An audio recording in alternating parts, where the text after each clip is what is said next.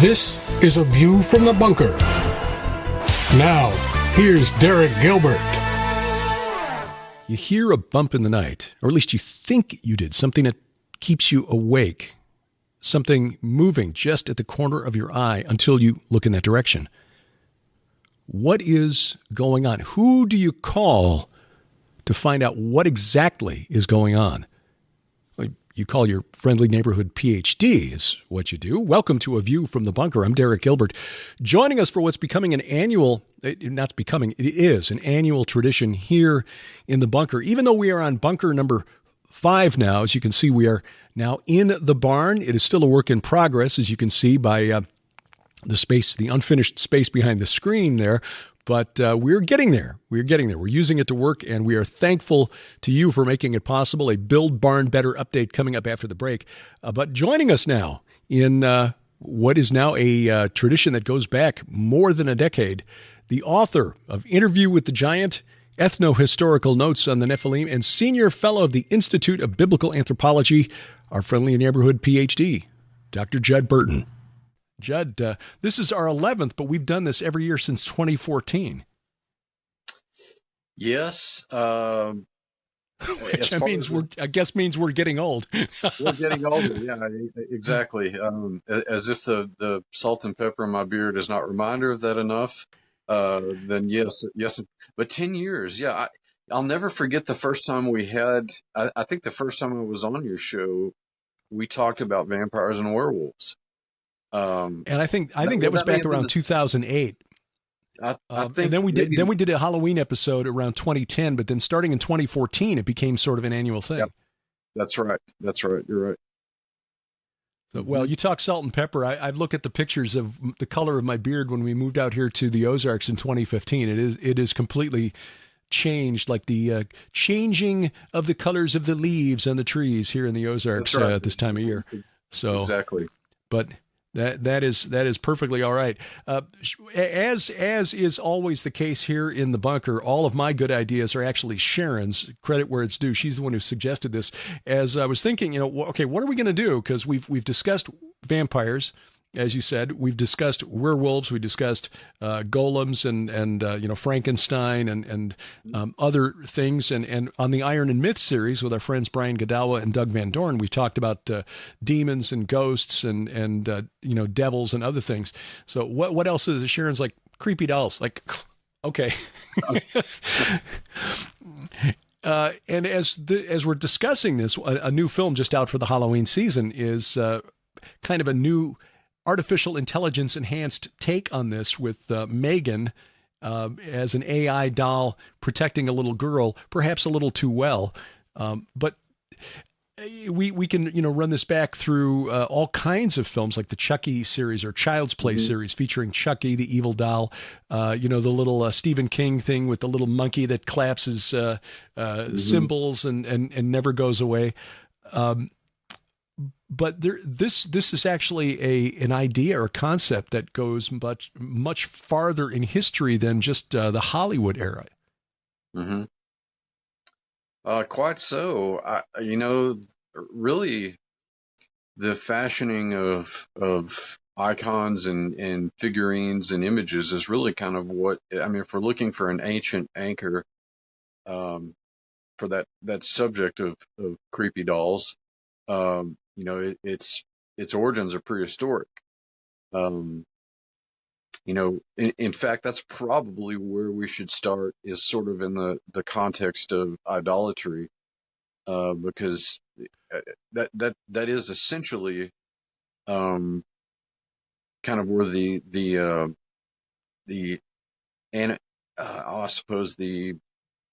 animation, if you will, of such things begins. Is this sort of spiritual charging of objects, whether they represent gods or supernatural forces or what have you.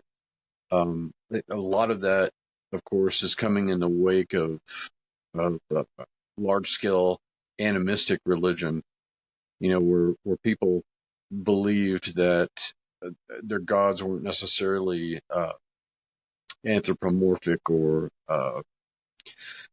zoomorphic, for that matter, that they were simply forces of nature. The kind of generic term that anthropology borrowed from Polynesian culture is mana, this kind of impersonal, supernatural force. And so, Okay. go ahead. No, Yeah, it just a light bulb was going off here. There was a series of stories that I read by science fiction author Larry Niven years ago that he was kind of a hard science fiction author in the vein of like Heinlein or Asimov, but Larry Niven had a series featuring a main character called the Warlock, in which the world existed surrounded by this force called mana. And I didn't realize that he had drawn that from the Polynesian religion.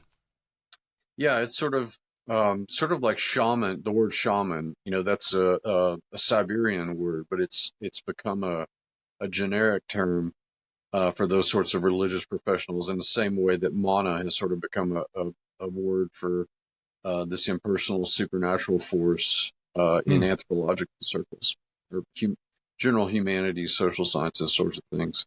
But when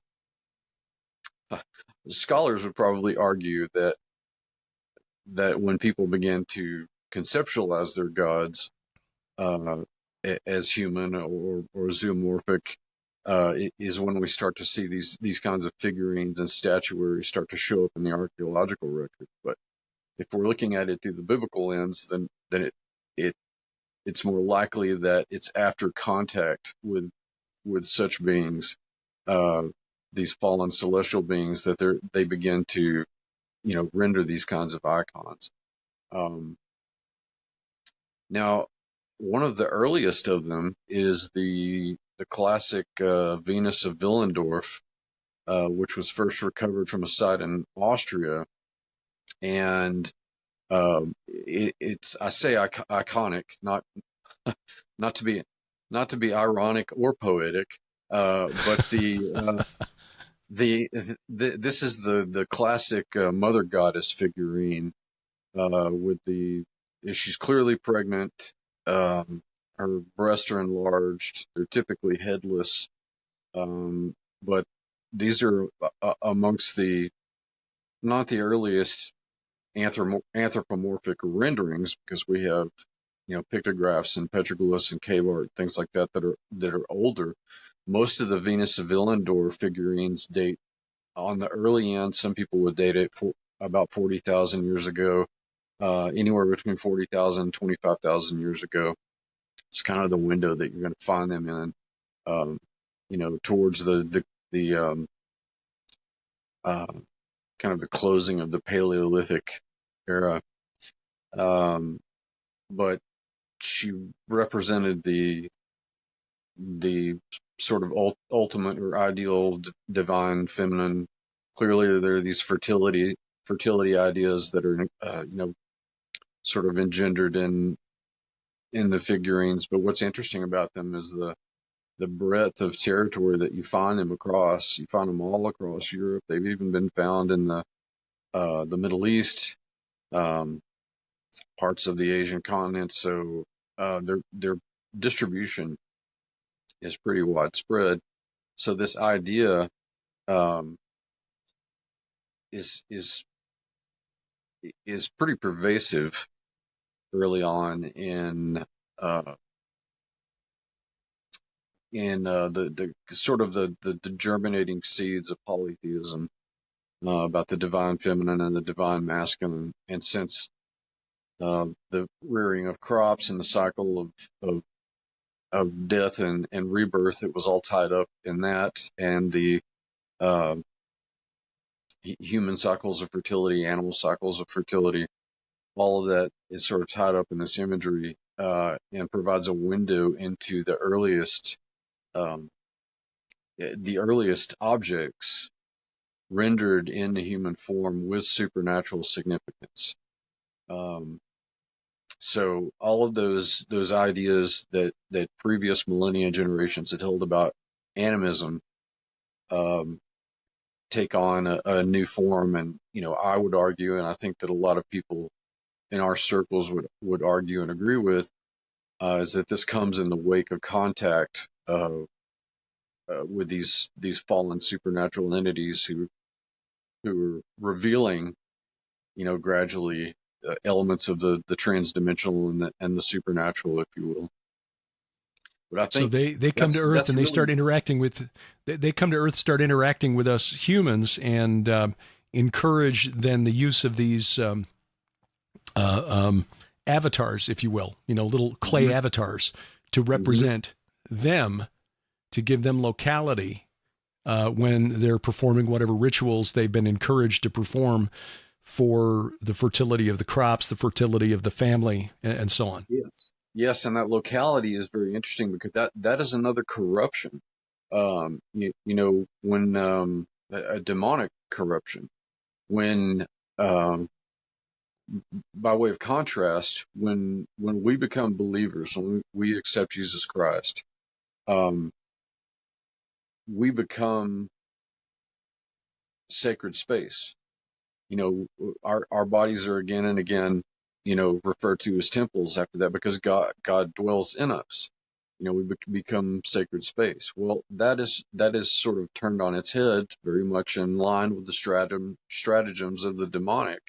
That gets turned on its head in idolatry, where you've got these representative figurines and statuary being occupied in some sense, charged by the supernatural, charged by the demonic.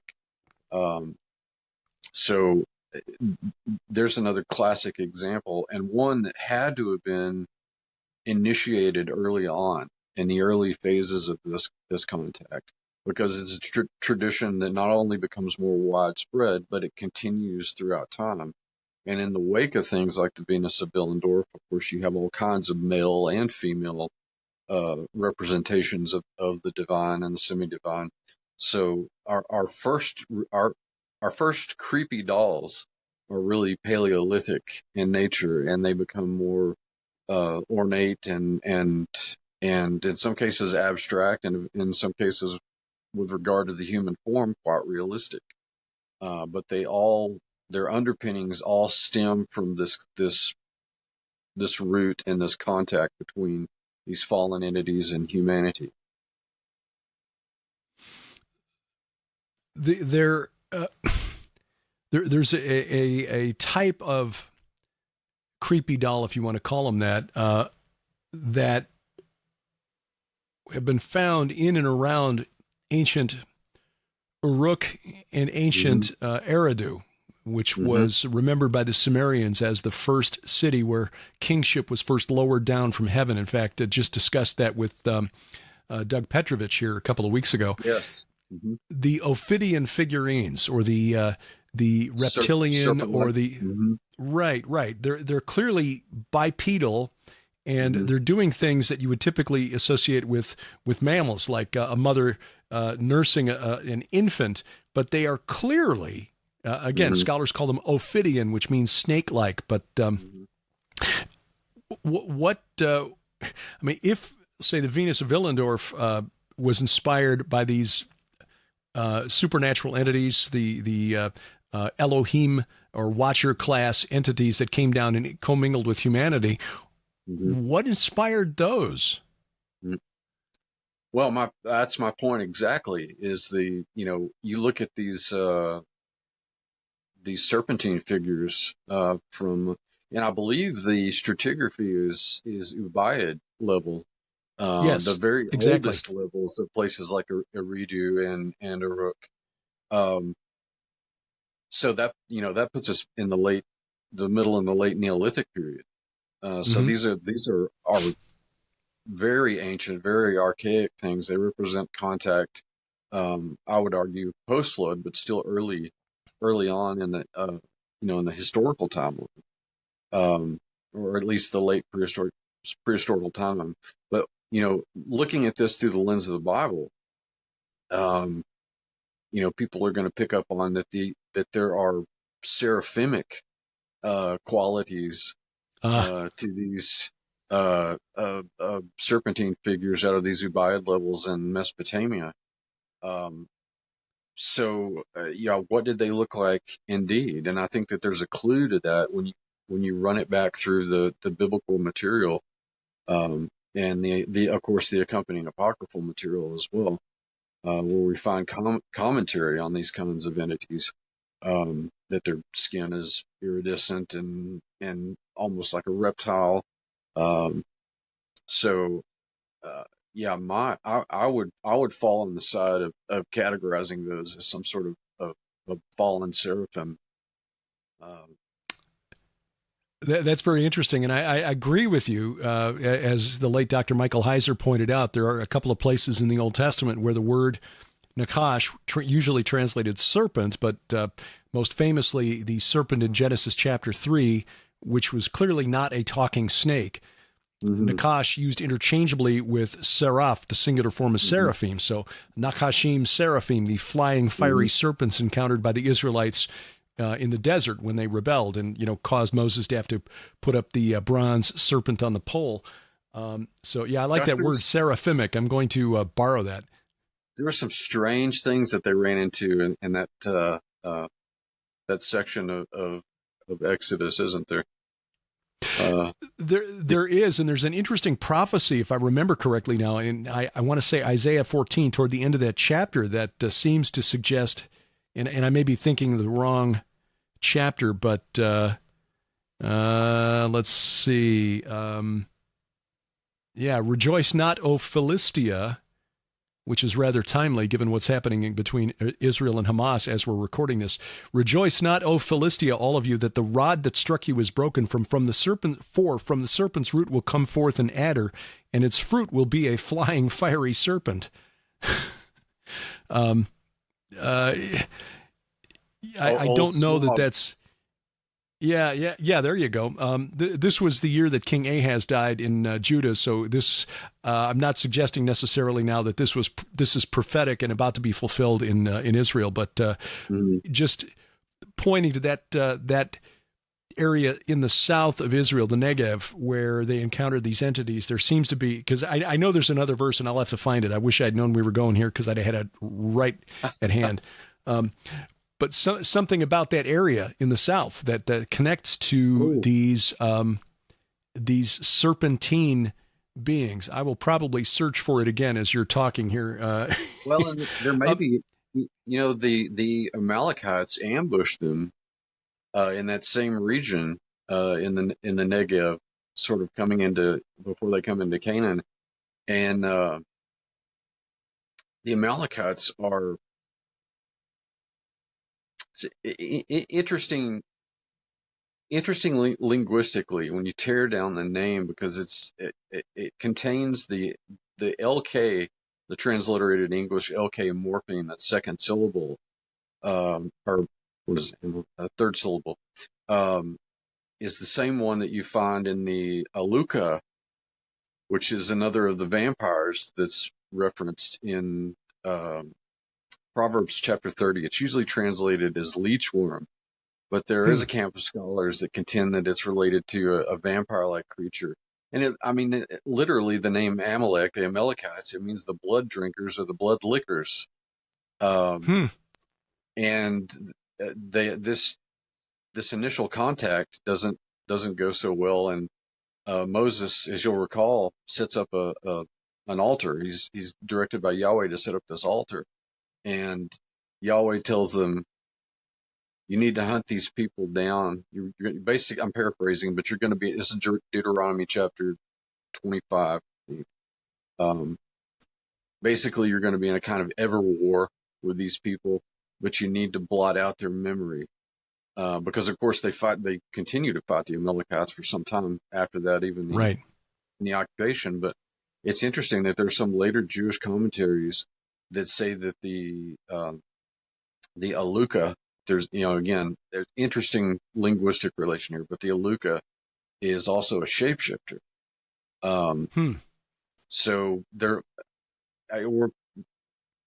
we're on a tangent here. I get that. We'll bring it back to creepy dolls, but just to point out the high strangeness of what's going on in that episode, between the escape out of it, the leading out of Egypt, and the entrance into Canaan.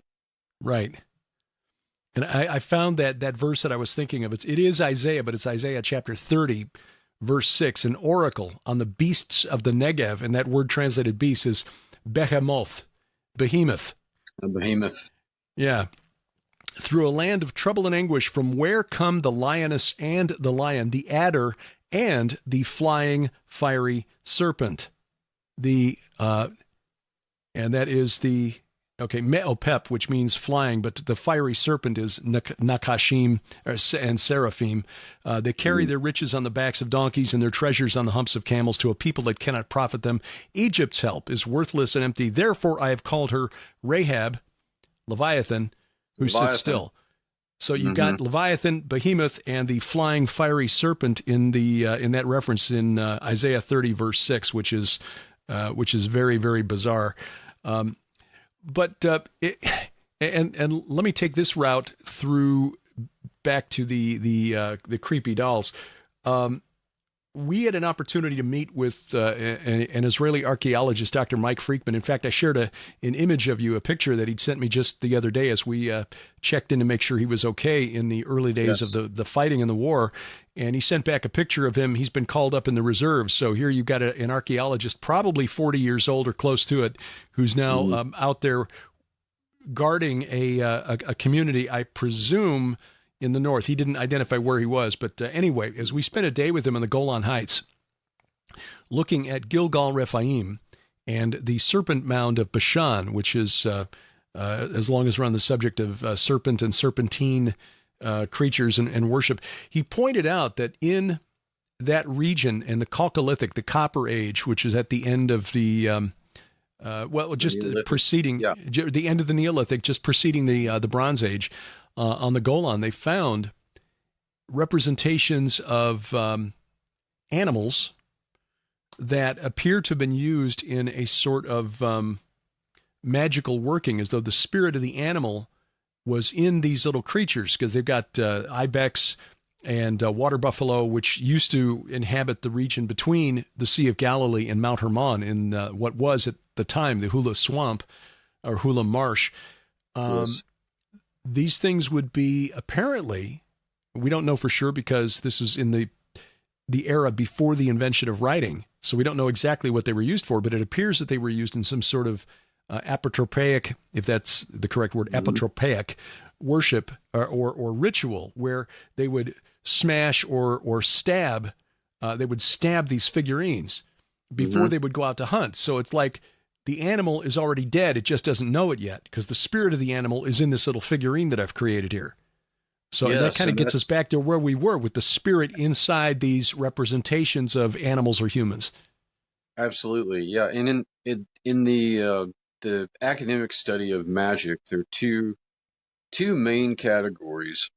One is contagious magic, and it very much as the name suggests, this has to do with using implements that were in contact with whatever your desired end. So, the implementation of, human hair and fingernails and bodily fluids and things like that have historically been used in contagious magic. The other is imitative magic. And an example of that is what you just pointed out, according to Freakman's research. You're imitating literally the desired outcome. So this was something for the hunt that was being done. And it's consequently the subject that we're talking about tonight, the creepy dolls, probably the most popular outside of cinema and TV and literature would be the voodoo dolly. Right. That a lot of people are probably familiar with. That's an example of it can be both imitative and contagious, because sometimes hair and fingernails and things like that are used, but it's always done to imitate the desired effect. And the idea here is that you're creating a proxy for the victim, whatever you want to inflict on them. And of course, this practice can be seen in any number of cultures, not just in the Afro-Caribbean religions of of the Caribbean, like voodoo and candomblé and Santeria. There are variations on a theme. You even see this in to a certain extent in curanderismo and some of the more northerly Latin American countries. Gosh, when I lived in the Rio Grande Valley, there were curanderos down there that had shops, in the downtown square. So this sort of practice is still very much alive and well. Um, but as you can see from the distance between the time of the Chalcolithic, and of course there are certainly older examples of this in the archaeological record, but just by way of illustration, just from the provenience of the find that you're talking about, according to Friedman's research, and the modern usage of the voodoo dolly and its analogs, clearly this has been something that's been at play for millennia, for as long as we've had contact, and have been impacted by these fallen celestial entities and their progeny. This is and what we've discussed to this point is the use of these dolls to manipulate the spirit realm into getting what we want. We want a successful hunt. We want to grow our family. We want fertile crops, whatever. We want to impress the gods, whatever. Typically, as they're used in Hollywood, it's the other way around. It's the thing. This thing is possessed by a spirit and is doing stuff you don't want it to do. Like Chucky in the Child's Play series, or Jigsaw in the Saw movies. Yeah, just. And of course, Megan, if I'm understanding what I've seen in the trailer correctly, this AI infused, or is it AI that really empowers this doll to do things you don't want it or her to do? Is that a thing? I mean, is it possible for inanimate objects, or objects that we assume to be inanimate, to be possessed by a spirit? Mm-hmm. Well, I would argue yes. One of the examples that comes to mind is the Raggedy Ann doll that that Ed and Lorraine Warren found, that I think was associated with one of the houses or cases that they were investigating. That seems to be a pretty good example of something being charged and possessed by a spirit. And I also have a rather horrific tale to recount, and I'll keep it anonymous because it involves a personal friend of mine. But a friend of mine from when I used to live in South Texas, and she had a friend who was an art collector, and I mean, just a voracious collection, and he had a lot of statuary from different places. Some of it was genuine antique articles. Others were facsimiles. They were modern reproductions. A lot of indigenous art, a lot of tribal art. Well, he passed away fairly recently, within the last month and a half or so, couple of months, I think. But as my friend, as she was telling me about all this, one of the things he had done before he died, he had ordered a dolly from a tribe in Africa. It was part of a guy's collection, as I understand it. And as a collector himself, he would have had the connections, to do that. So he orders this doll, which, again, according to the collector and the story that's attached with it, contained the spirit of a witch. And when he received it, he found on inspection that it had hair and fingernails, I believe, as part of the, and that there was a prohibition that the previous owner had given, not to, dismantle it or take it open or whatever. He told him something like the spirit within it would be released. And he had, I believe he had to take it apart to a great extent to find out that there was hair and nails as part of the makeup of the dolly. But he got very ill in the wake of that, and had reported to this friend of mine that he had seen a vision of this witch. Like it was extremely lucid, like she was there. All these horrific visions of a gnarled, demonic, vaguely African-looking witch, and the spirit tormented him for days and weeks, as it turns out, apparently. And he died a number of weeks after that. And the apartment that he lived in has since had 3 occupants, and they've all died under mysterious circumstances. I cannot help but think, as I've prayed and advised my friend, I cannot help but think that this statue, this dolly that he ordered from his collection, had something to do with it. That seems more, I don't see coincidence at work. Well, I know that the late Russ Dizdar had often talked about charged objects and being very wary of accepting gifts, especially if he didn't know where they came from, things that would just show up at his office anonymously. He would pray over them and oftentimes just refuse to accept them or dispose of them. And I had talked with another gentleman, a deliverance minister from the UK years ago.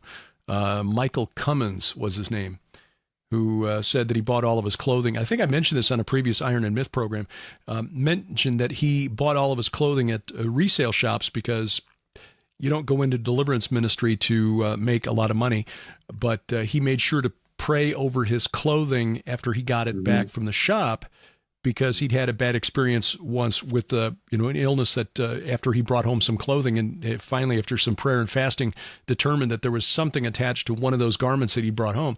So it sounds, for people new to the concept, it almost sounds like something from a Hollywood film. And I will say that, had I heard this 25 years ago, I probably would have said, yeah, this is just psychological. It's made up. They were convinced something was attached to it. So they behaved as though it was real. But I've met too many rational, productive people who say, no, this is a real thing, to dismiss this out of hand, which is why, when we did our Iron and Myth program on, that topic, I showed the little gift that my daughter had sent, the keychain, which I keep here in the office as sort of a joke. The Cthulhu keychain that she sent me for Father's Day without letting me know it was coming.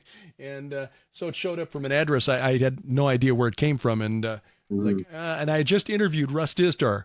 So you prayed over that, and then she called on the phone and said, so did you get the Cthulhu keychain? Oh, okay, that was you. The Raggedy Ann doll that you mentioned, by the way, if I remember right, that was featured in one of the Conjuring films, which is loosely based on the careers of Ed and Lorraine Warren, kind of a redheaded doll. They may have given her more of a like a ceramic head than the Raggedy Ann, but it was the same sort of thing. So if you've seen the Conjuring films, which I think we discussed those during our program on horror fiction as a teaching series. The Conjuring films came up during that discussion, and they're actually fairly well done and actually show among, which is kind of rare in Hollywood films, Hollywood horror, the power of the gospel and the power of Jesus Christ in overcoming this supernatural evil, which is it's not great theology, but at least it's better than what you generally get when Hollywood tackles this kind of issue. So these, I'm just really interested because I had never connected the idea that, the creepy doll, kind of a Stephen King trope. You can never get rid of it. You throw it away. It keeps coming back. It's carrying a sharp, pointy object, whatever. But connecting it to the idea of the image, you use that word early in this discussion, which is a word that's used in the Bible of these idols that are created to give locality to the spirit realm. So again, bringing this back to that and to the Bible. So what we're really looking at here is not that far-fetched when you consider that that's what the purpose of images were, these dolls were, these idols were in the Old Testament, was to give a place for spirits to reside when you wanted to communicate. That's exactly right. And the strangely enough, it would seem that, almost anything, could be that, just as long as it's within a ritual space. Some of the, there have been, and you could argue that Ouija boards are charged almost immediately, in the course of their manufacture. Mm-hmm. But yeah, it would seem that, something even as innocuous as as an article of clothing or as you say, a gift from an anonymous donor or something of that nature. But the idea that idols or statuary or homes or temporary holding vessels, temporary places of occupation for the gods, for spiritual entities, for celestial entities, seems to be a concept that runs throughout the concourse of this idea. And it from one end of the Bible to the other, really, because even in Revelation, we're told about the image of the beast, the which implies a kind of statuary. Mm-hmm. As a locus for the demonic, a very specific kind of the demonic in that case. Yeah, that's until we dug into the book of Revelation deeply, Sharon and me, with our series Unraveling Revelation, I'd always assumed image to mean,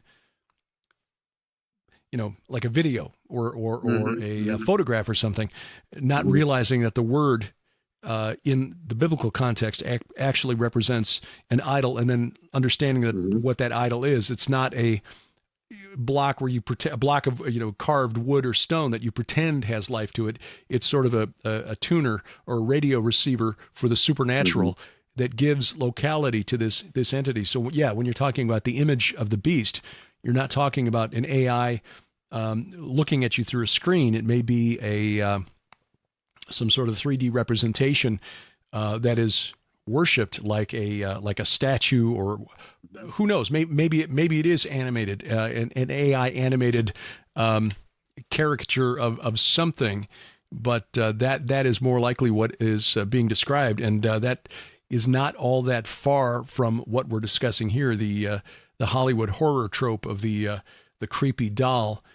It's again, with Halloween coming up in just a couple of days from when we're going to release this program, Judd, just to touch on that for a few minutes before we close. I think a lot of children just look at this as a way to dress up and have some fun. How do we, as parents or grandparents, looking at the culture around us? I think Halloween, you can make a good case that it is the second most popular holiday here in the United States, the Western world, after Christmas, and for some of us, it's even more popular. But how do we then address this with our children so that they begin to understand that there's more going on here at this season and with this holiday than just a chance to play dress up? I had fairly recently, I had somebody ask me in the Blurry Creatures homeschool page. They've got a bunch of homeschoolers and they have their own group, asking me if I had a Good curriculum for yeah, exactly. If I had developed a curriculum for young people, to talk about these kind of things. And I said, well, I've had ideas about it, but I guess I'm going to have to develop a curriculum now. But I mean, it really starts with giving kids a sound, age appropriate instruction on these concepts, so that you know, it's it's difficult as a kid to distance yourself from what is presented to you as just innocent fun, because no kid wants to be left out, Right. of that. Um, but the older I get, the more sanguine I feel about distancing myself, according to the admonishments in the New Testament about even the appearance of evil. And my suggestion, again, is that parents do this early on, introduce these concepts early on to kids. And, you know, the solution for helping kids not feel left out is to get with other families who have kids, who have also been instructed, in the danger of these kinds of things, the danger of this sort of imagery. And there are Right. plenty of things to celebrate during this time of the year. It's the harvest. Harvest imagery is about as innocuous as you can get. It doesn't have to be about ghosts and demons and vampires and zombies and werewolves and stuff like that. Because again, if you introduce these concepts in an age-appropriate way, to kids, they pick up on it. They'll understand. And if they have people to bond with their own age, they'll feel left out. But that's not to say that it's not a challenge, because since the 19th century, really even before, going back to the 17th and the 18th century, Halloween has been such an ensconcement in our cultural landscape that it's so difficult to combat without first submitting to God and then taking some of the suggestions to heart that I've outlined here. But yeah, the key is to start early and develop strategies for kids to have fun as an alternative to what's going on. They're all Things like again, a lot of churches with the trunk or treat celebration instead of sure. the occult themed decorations and parties that are present in a lot of our schools and even our churches. Mm-hmm. Certainly. I know, growing up in the church that I grew up in, they always had a fall festival, with lots of games and stuff for kids and candy and all of that. So there's a way to go about it without interfacing with all of this, after all, quite disturbing imagery that's given the glaze of normalcy during the Halloween season. So, it's I think there's good advice from Sir Christopher Lee about all this. The only reason that Sir Christopher Lee ever played Dracula is he insisted in his contract that Dracula be killed every time, because he was the villain, he was the enemy, he represented the satanic. Lee was, to his credit, was very, very explicit about all of that. And so I think, again, as long as those fundamental ideas are driven home early on, then there's even a proper way to look at those images and assess them. And so, if I'm going to dress up as anybody during Halloween, it's going to be Professor Van Helsing, or That's it. maybe I'll shave and go as Fox Mulder or something. Amen to that. Judd Burton, his website is burtonbeyond.net, not .com, burtonbeyond.net.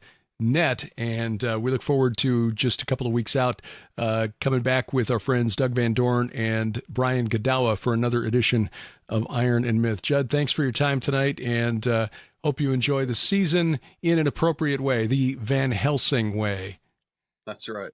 I should add in closing that that long-awaited book is just around the corner. I'm finishing up the last edits that have been going on for several years now. It seems like all my books are half finished and quarter finished. I know the feeling. Working on that now, but looking forward to reading the Van Helsing Way when that's ready. Judd Burton's website is at burtonbeyond.net. Used to be .com, but now it is .net. Update your contact list accordingly. Coming up, a couple of things. First of all, I want to give you an update on the Build Barn Better project. So you can see a little bit more of the building here. That'll follow the break immediately. And also, Alexandria Ocasio-Cortez, bless her pointy little head. A view from the bunker. More straight ahead.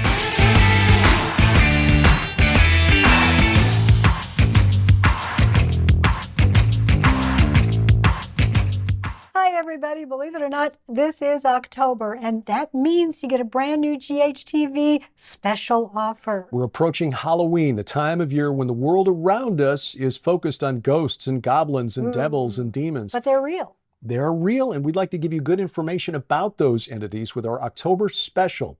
First, our book Veneration, where we analyze the ancient cult of the Nephilim, the origin of demons exposed in this book. Vicki Joy Anderson's important book, They Only Come Out at Night, about night terrors and sleep paralysis. You need this book at home for your kids and grandkids. Trust me, it is a great book. And 7 hours of audio interviews with the late Dr. Michael Heiser about the nature of the unseen realm. Oh, this is a collector's disc. It really is. Altogether, these 3 items purchased separately worth $65 during the month of October, just $35 plus shipping and handling. Take advantage of this because this is good, solid, scholarly information, especially the content from Dr. Heiser. It is, and particularly this month, you want to be armed with the truth when your family asks, what about witches? What about wizards? What about these things at Halloween? What do we do with this? It's a time to teach. Absolutely. Take advantage of our October special offer. Veneration, They Only Come Out at Night, and The Unseen Adversary, yours for just $35 plus shipping and handling only at gilberthouse.org/store. Welcome to the barn. This is where we are today, a progress report as to how our Build Barn Better project is going. We're actually producing content here now. While the lights on the set are off at the moment, you can see this is the setup that we're using for the daily 5 and 10 news updates for Skywatch TV. Sharon has put this together with her artist's eye and has made this look really, really good for a minimal expense. Lots of flat-packed furniture, which as I get older, I'm finding is not as easy to assemble as it used to be. Those Allen wrenches are killer. Now, you may notice up above the paneling here that the spray foam insulation is still showing. There are 2 reasons for this. Number one, it's not going to show on camera. But secondly, and probably more important, it acts as sound baffling, which is a real help to us when we're trying to record audio, record video. In the small room we were using for Unraveling Revelation, previously, the echoes from the small room and the smooth walls was always an issue. In here, that's proving not to be a problem, and it's in large part because of the irregular shape and the open cell of the spray foam insulation. So leaving the paneling at just its 8-foot height and then leaving the roof above us open to show the insulation actually knocks down the echoes in here and helps with the audio quality.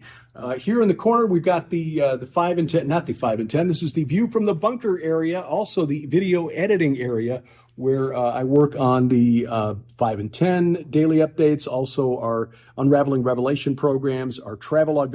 Basically, all the video gets edited in this station here. And a special thank you to our good friend Lynn Shepard, who's been helping me assemble all of this flat-pack furniture.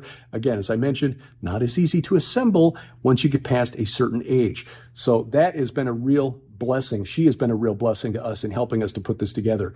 Now, as you pan to the right, you'll see the area that will become the Unraveling Revelation studio. This is still a work in progress. We've got 1 bookshelf assembled. The other one will be going up later this week. The furniture in here, you'll notice extra chairs because we are praying for the opportunity to talk with guests who come to the Ozarks about Bible prophecy, about the times in which we live, just allowing us the opportunity to perhaps expand and do more things with guests on Unraveling Revelation. We've got a podcast area that we're going to set up yet for our weekly PID radio podcast, our weekly Gilbert House Fellowship Bible study. And what we'll do with all of the space in the middle of the floor here is still to be seen. I mean, obviously, we need to get the boxes out of here. So as we continue working to assemble this space, again, as you noticed, some of the walls do not yet have paneling on it. The paneling is here. Our contractors, David and Barbara James, Christ Powered Construction, they have been working on other projects for people with greater, more immediate needs than us, but soon the paneling will be going up on the walls to finish out the look inside. And again, as time allows and energy allows, and as the Lord leads, the rest of this space will be turned into useful space for video and audio production. And this has all been made possible by your generosity.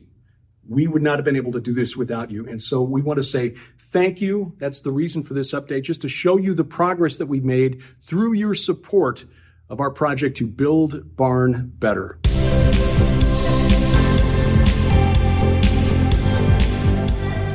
Again, we thank you for making this project possible, because this really gives us a lot more flexibility to do video and audio projects, record presentations here, perhaps even small gatherings, interviews, and so forth.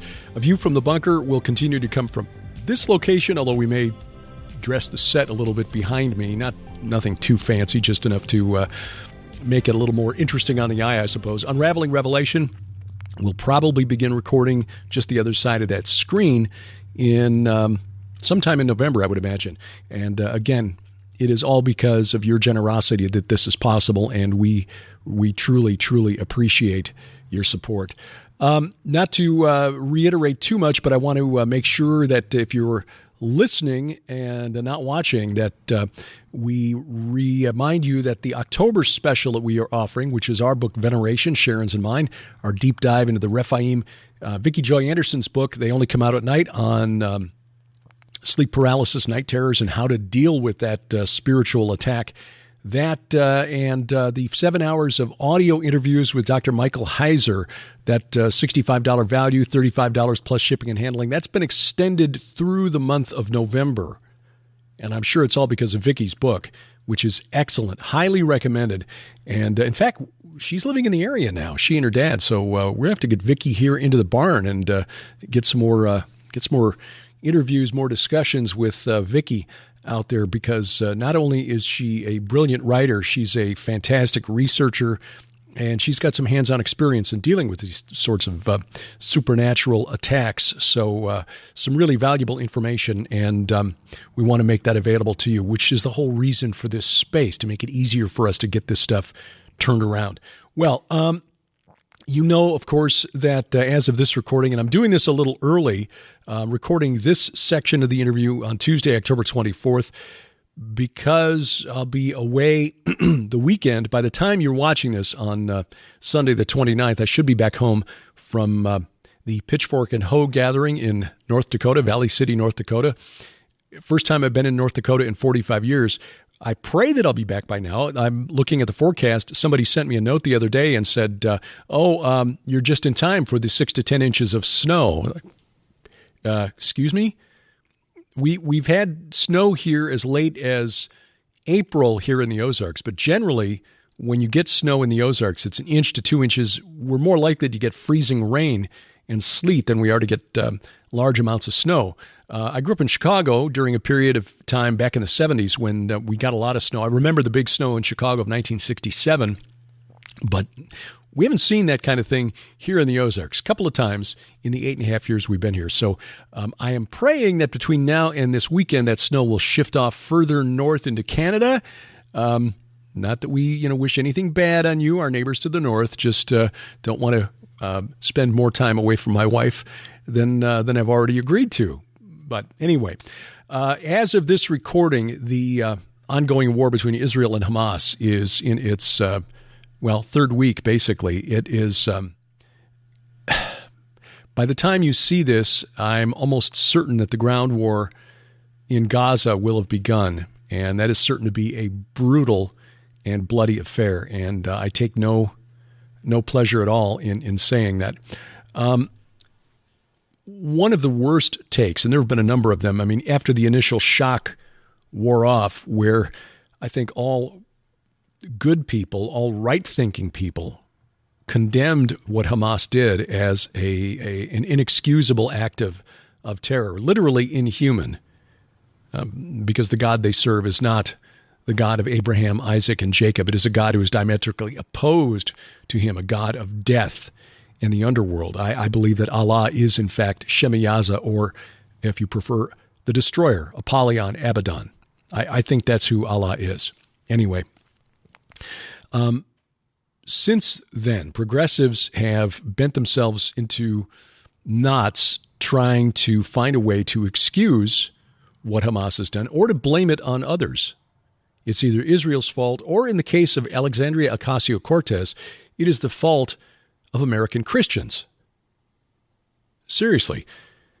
She thinks apparently that it is our... And I'm trying to figure out how to get my head around this. She gave an interview just a few days ago, as I'm recording this, to Hot 97 in New York City, where she condemned Christian fundamentalists and Christian nationalists, which is, can I use the word dog whistle? That's a dog whistle for racist people who are giving Israel cover to do what Israel is going to do, and by the time you're watching this, is in the process of doing, I believe, in Gaza, in retaliation for what Hamas did on October 7th. Well, I'm trying to get my head around that, because on the one hand, she's saying that Christians are anti-Semitic. She did make that statement in that interview. Christians are often anti-Semitic, but at the same time, we're really, really pro-Israel. Now, she didn't say that she thought that fundamentalist Christians were believers in replacement theology. So I'm not sure she would even understand what that is. That's the belief that we Christians have replaced Israel in all end times prophecy. And so the Jews then are just to be eliminated and wiped out. But then if that's the case, then how is it that it's our support of Israel, because the people who live in Israel are, at least identify as Jewish? She said, well, okay, the Israel of today is not the Israel of the Bible. Well, yeah, that's fairly obvious. It's a mainly secular government. It is heavily influenced by the Jewish religion, of course. As our friend Avi Lipkin has said, the joke in Israel is that a government gets formed so they can determine which political parties have to make a deal with the ultra-Orthodox to run the country. And he's only half kidding. But in ancient Israel, it was pretty much a theocracy. Now, not all the kings were good kings. You had a few in there after David. Solomon, he built the high places for Molech and Chemosh and Astarte, who is Inanna, Asherah, Ishtar. We believe the woman who rides the beast in Revelation 17. Solomon, after that, it was pretty much downhill until you get to Hezekiah. There are a couple of good ones in there. Asa was not too bad. Then after Hezekiah, you get two really bad ones, Manasseh and Amon, who literally sacrificed their children to Molech, who again is, I believe, this entity worshipped by Muslims unknowingly is who Molech was in the Old Testament. Then you had King Josiah, who was the last good king of Judah, who reformed things. Of course, he died trying to stop the Egyptians from going to help the Assyrians against the Babylonians. And 25 years later, Nebuchadnezzar was destroying the temple. So the point is, we understand that Israel of today is not the Israel of 1,700 years ago or 1,600 years ago. But are you saying that would be better, AOC, or is that worse? I mean, are we wrong for defending Israel now or Israel then? Because the Israel of now is actually more opening and welcoming to progressive ideas. I mean, that's why they've had all these protests for the last 6 months. Judicial reform, to try to rein in the power of the progressive judiciary in Israel. Tel Aviv is one of the most gay-friendly cities in the world. The annual LGBTQIA plus parade in Tel Aviv is one of the biggest, is certainly the biggest in the Middle East. But try taking that Queers for Palestine sign to, Beirut or Gaza or Mecca or Tehran and see what happens. I mean, this is just more proof. The AOC made no sense with their statement. And it's just more proof, or more evidence anyway, for my theory that being progressive means you never, never, ever suffer cognitive dissonance. They are completely capable of holding fundamentally, diametrically opposed ideas inside their heads without their brains exploding, which any rational, intelligent person, that should not be possible. So, Alexandria, bless your pointy little head. Well, as I said, back from North Dakota by now, I pray. And coming up, we've got just a virtual event between now and the end of the year. That is Skywatch TV's Defender Virtual Conference. Details on that coming up, obviously, with the loss of Dr. Tom Horn just very recently. Things are in flux a little bit. So we'll give you details as soon as we have those on the forthcoming Defender Virtual Conference. The artwork is done, the launch date was set, and then the things just kind of, had to take a lower priority. So that is coming up before the end of the year. Next spring, at this point, we are still planning to return to Israel March 31st through April 9th. Optional 3-day extension to Jordan. Details at gilbertsinisrael.com. But as we keep an eye on the situation in Israel, we will, of course, evaluate. And if it looks like it will still be a war zone by next spring, obviously we will postpone. Thank you for taking time out of your schedule to watch or listen wherever that may be. If you're watching at YouTube, God bless you. And then please take a moment to download our free mobile app.